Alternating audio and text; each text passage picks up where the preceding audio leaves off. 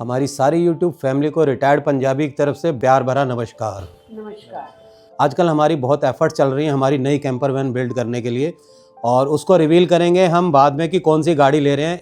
First week of January में हमें delivery मिलने वाली है, एक्सपेक्टेड डिलीवरी है फर्स्ट वीक ऑफ जनवरी।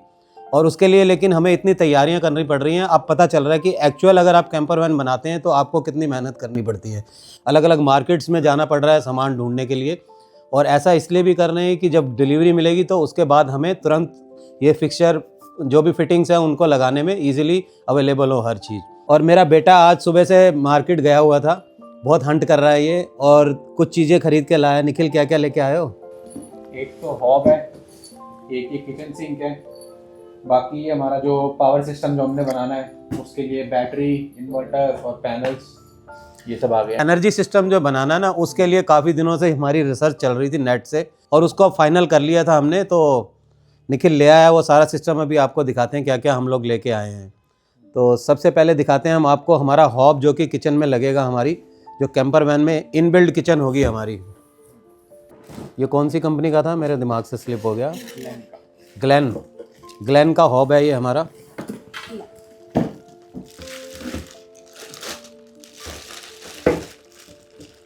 और हमने 2 बर्नर वाला हॉब इसलिए लिया है कि कुकिंग में इजी रहता है। एक जगह चाय बनाई, एक जगह पराठे बना दी, एक जगह सब्जी बॉयल करने के लिए रख दी, एक जगह अपना रोटी बना ली। और बहुत ही अच्छा है, ब्यूटीफुल कॉम्पैक्ट सा है। और मैंने इस पे पतीले भी रख के देख लिए थे, दोनों आपस में टकराते नहीं है। साइज़ को ऐसे इनमें बिल्ड किया गया है कि ईजिली कुकिंग भी हो जाए और स्पेस भी कम ले। AC का लाइटर दे रखा है इसमें, तो इसका भी सिस्टम बनाना पड़ेगा कुछ। नॉब भी बड़ी अच्छी है, प्यारी सी। ऊपर जब बर्नर वर्नर लगेगा इसका तो मस्त लुक आने वाली है। ब्लैक बर्नर है इसके ऊपर, और ये ग्लास टॉप है इसका, टफन ग्लास का। मस्त वाले बर्नर है कि जो नॉब्स है ना ये ऊपर है, साइड पे होती है तो थोड़ी प्रॉब्लम आती है। बिल्कुल। ऊपर है तो इजी हो जाता है। चले जाएगी ना, ये ऊपर की स्लैब दिखेगी। एक्चुअली हॉब है, ऊपर रखने वाला नहीं है, बिल्कुल अंदर लेवल पे किचन के अंदर फिक्स होगा। ये एक स्टेनलेस स्टील का हमने लिया है सिंक। स्टेनलेस स्टील है, बढ़िया हैवी उसमें है।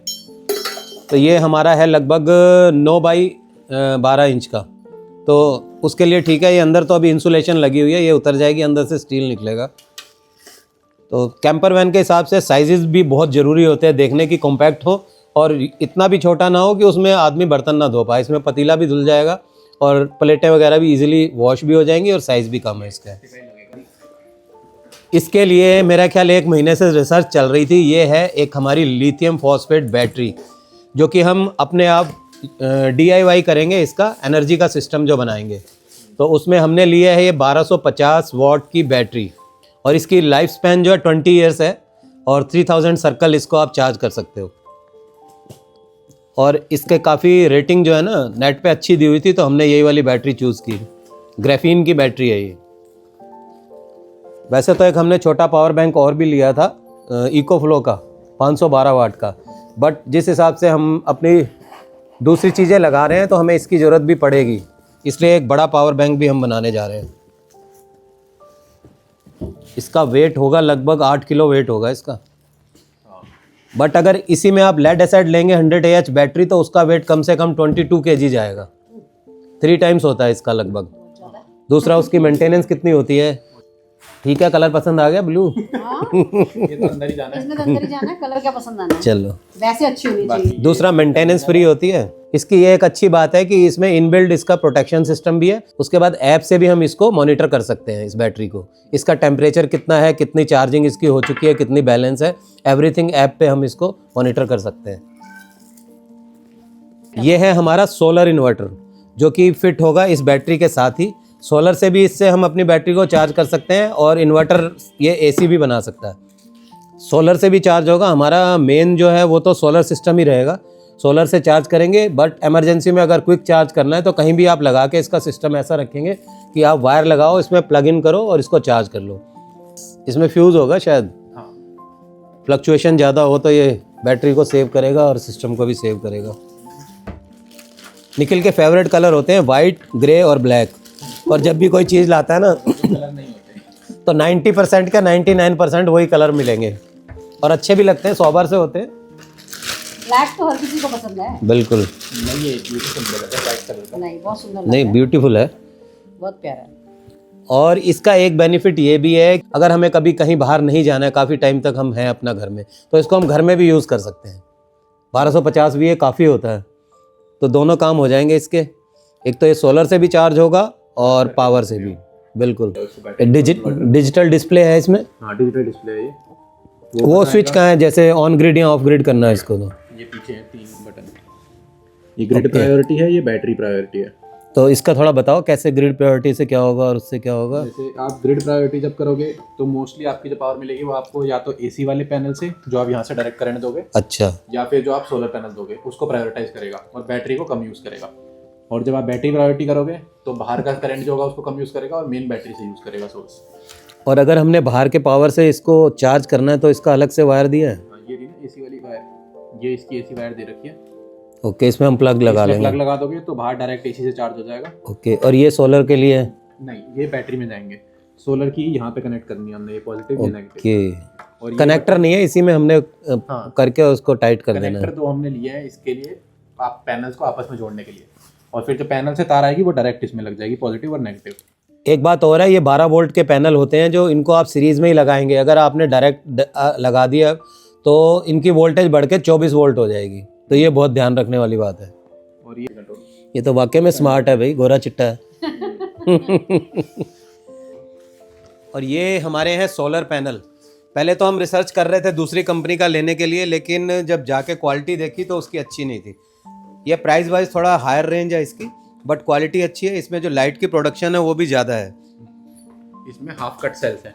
Okay. Mono PERC half cut cells हैं और दूसरे मोनोपर्क से 25-30% एक्स्ट्रा करंट प्रोड्यूस करता है सेम साइज के। और ये है लूम सोलर का, आजकल काफ़ी चल रहा है इसका। मोनोपर्क है ना ये? हाँ, मोनोपर्क है और स्प्लिट मोनो के मतलब हाफ ऑफ सेल्स हैं इसमें। तो सबसे लेटेस्ट जो टेक्नोलॉजी है इसकी सोलर में, वो इसमें यूज़ की गई है। इससे हमें थोड़ा बैकअप भी अच्छा मिलेगा इसका।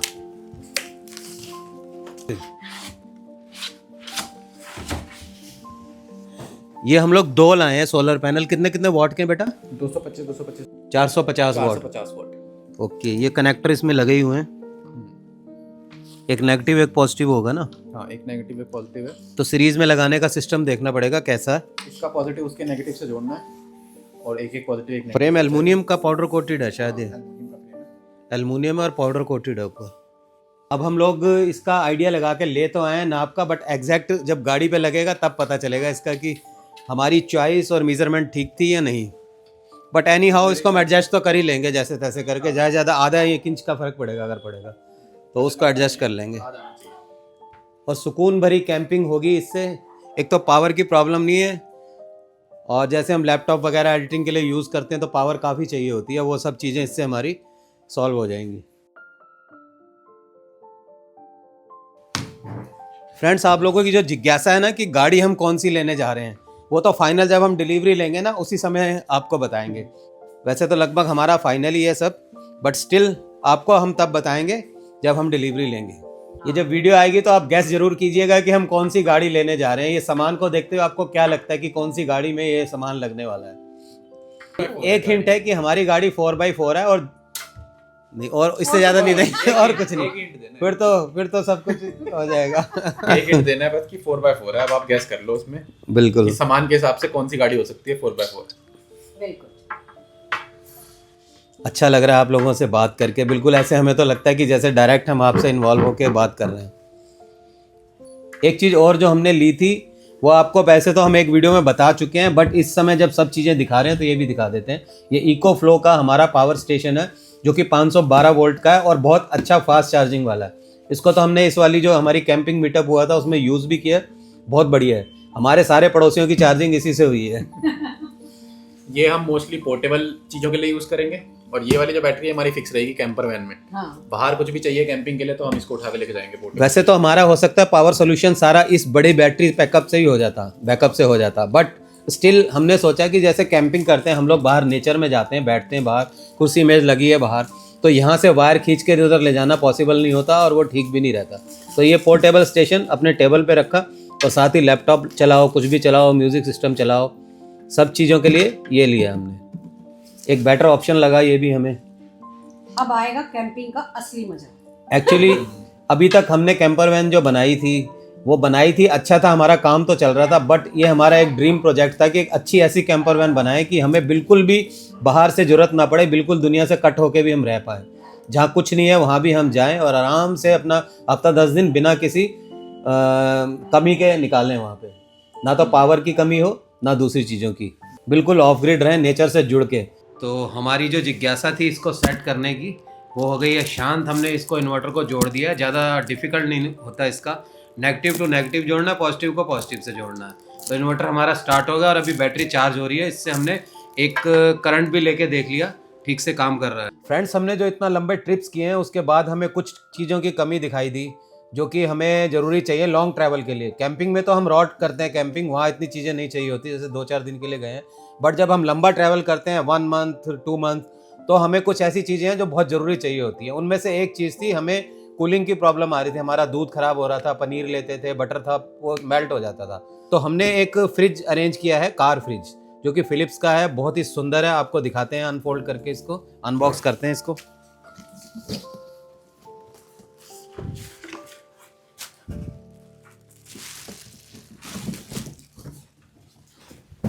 वाह, बड़ा ही ब्यूटीफुल है, वाइट कलर है और देखने में भी इतना सुंदर और कॉम्पैक्ट सा है।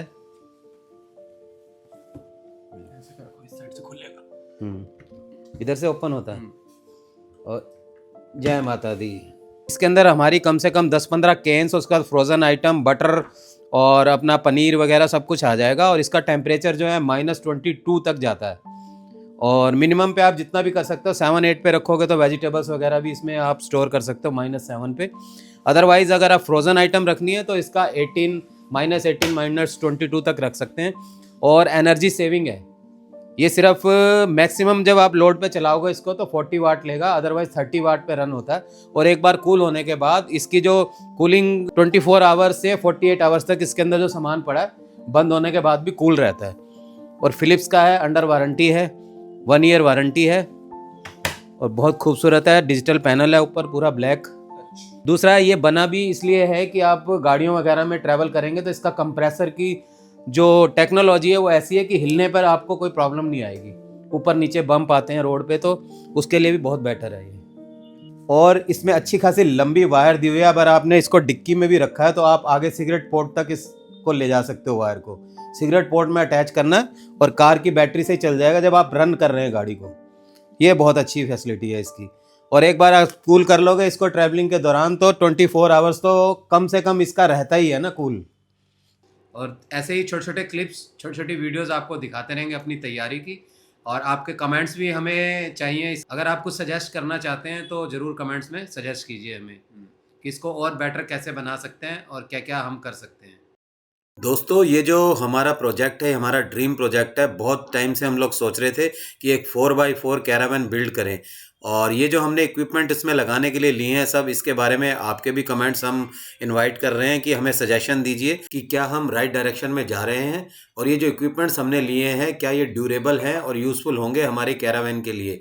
और अगर आपका कोई और भी सजेशन हो कुछ ऐड ऑन करने के लिए कैरावैन के लिए तो वो भी ज़रूर बताइएगा। और हाँ, हमें आपके गेस्ट का भी बेसब्री से इंतज़ार रहेगा, तो कमेंट करके ज़रूर बताइएगा कि हम अपनी कैरावैन कौन सी गाड़ी पर बिल्ड करने वाले हैं। तो मिलते हैं नेक्स्ट व्लॉग में, तब तक के लिए bye bye and take care.